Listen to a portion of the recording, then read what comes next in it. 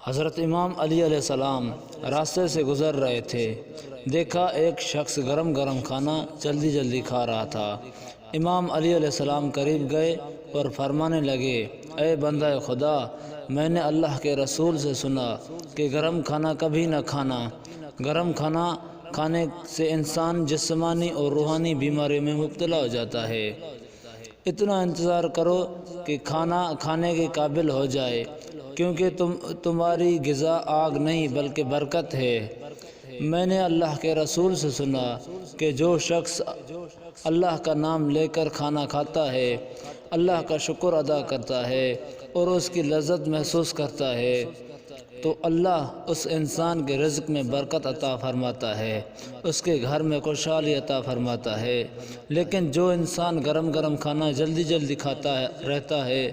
تو اس گرم کھانے کی وجہ سے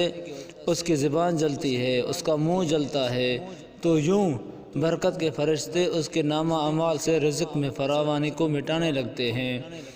گھر سے برکت ختم کرنے لگتے ہیں، اور یوں اس کے گھر سے برکت ختم ہو جاتی ہے۔